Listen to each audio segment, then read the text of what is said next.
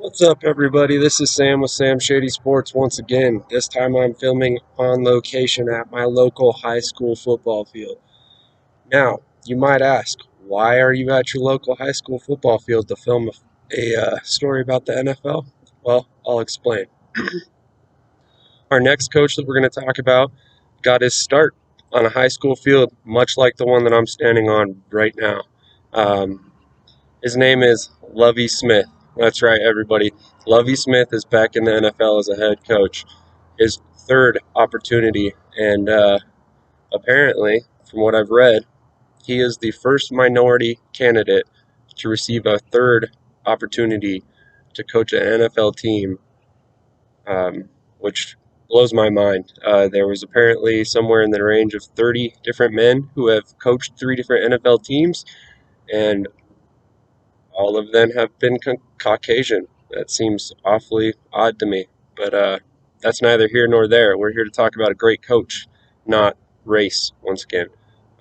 He began coaching way back in 1980. That's almost 42 years ago now. He played linebacker and defensive end in high school before going to college, where he moved to linebacker and defensive back.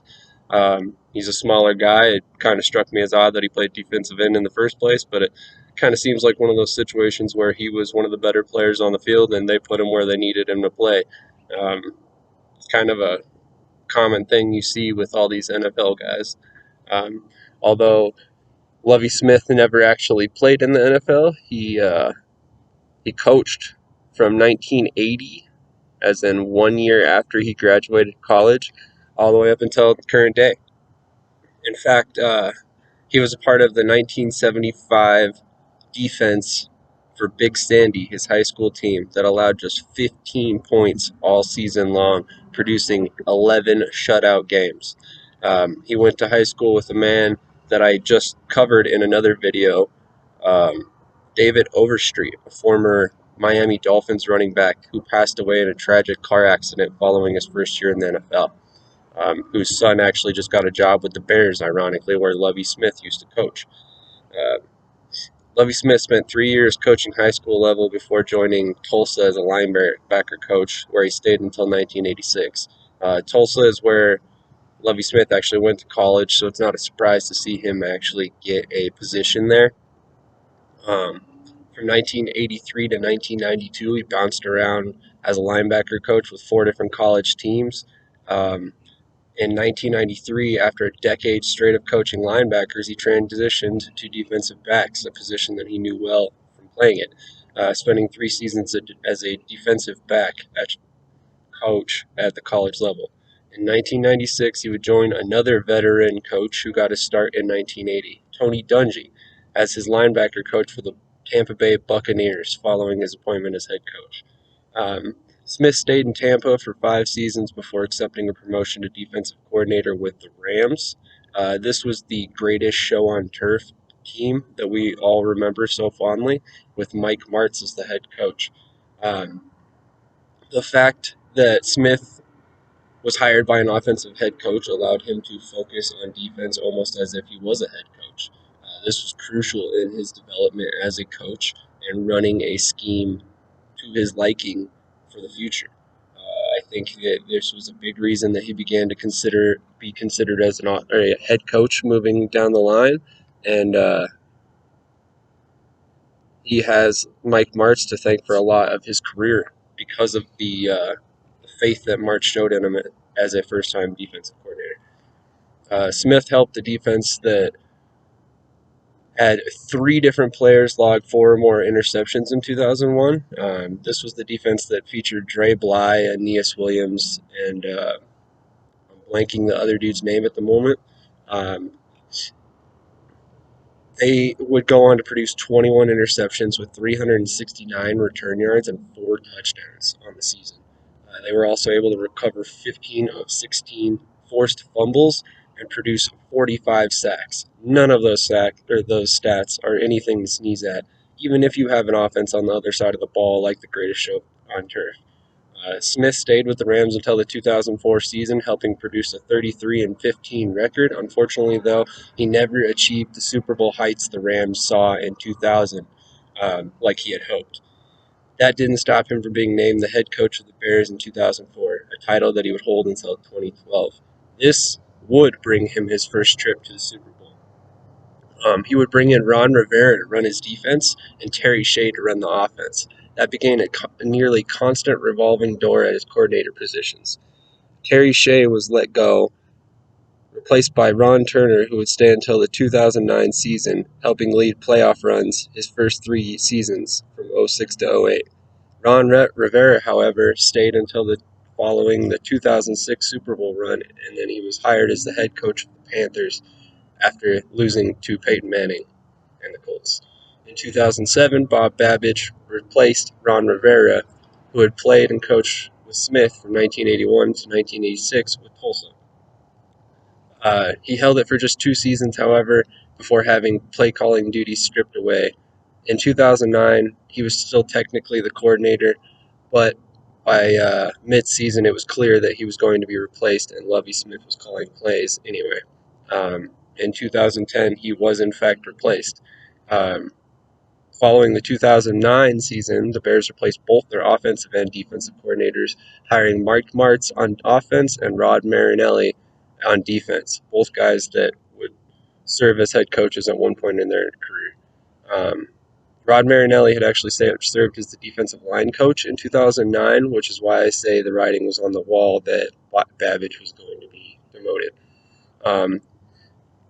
Smith ended up walking away from the Bears with an 81-63 record and was fired following a 10-6 season that saw him miss the playoffs as a third-ranked team in the NFC North with 10 wins. It's very odd. Smith led the Bears to 3 playoff trips, including 2 appearances in the NFC Championship game and 1 Super Bowl appearance, but lost every one of those games. He would go on to spend the 2013 season out of football before taking yet another head coaching job in Tampa Bay. This time he only lasted 2 seasons in Tampa Bay, and I think this was more due to his up-and-coming offensive coordinator, Dirk Cutter, than it was Lovie Smith's performance, despite the fact that he only produced an 8-24 record in those 2 seasons. Regardless, Cutter took over after his second season on the job, and this was due to in part to his work with Jameis Winston, who was a rookie at the time. I personally believe had Cotter not gotten interest as a head coach elsewhere, he probably would have returned as the offensive coordinator, as would Smith as the head coach, but things change. Regardless, Smith landed on his feet, immediately being hired as the head coach with the Illinois Fighting Illini, holding the title for 5 seasons, but producing another losing record with 17 wins and 39 losses before being fired again. In 2021, following a disastrous stint with the Fighting Illini, Smith was back in the NFL, but this time it was as a defensive coordinator. David Culley, a first-time head coach, had brought him in as his defensive coordinator with strong pushing from Jack Easterby. He also served as the assistant head coach, which I thought at the time was a smart move by David Culley, but now it doesn't look so smart because David Culley is now replaced by Lovie Smith. This is kind of an interesting hire in the sense that McCown was picking up steam to be the next head coach prior to the hire of Smith. It seems like Easterby panicked at the thought of hiring a first-time NFL head coach, or maybe it has a lot to do with the Brian Flores situation, although I don't think that Houston would make a decision strictly based off that. I think that this is actually a solution to his situation with Josh McCown, because I expect Josh McCown to join Smith's staff on some role. Both McCown and Smith have been around Houston for a couple of years now and have undoubtedly developed a relationship. So I expect at some point that McCown will join his staff in some role or another, and it will be enough to garner McCown further head coaching consideration in the future. I don't even know what to make of this hire. I honestly think this is kind of a knee-jerk reaction to a bunch of different things going on, and I honestly don't see this going well for Houston or Lovie Smith. I think this might be the last time that we see Smith in the NFL in general, because if this goes badly, I don't see him getting another coordinator position at the NFL level. I could be wrong. I hope I'm wrong because I do like Lovie Smith as a coach and a person. From what I've gathered over the years of watching him as a coach, he is a player first coach, and he's a guy that is very popular in locker rooms.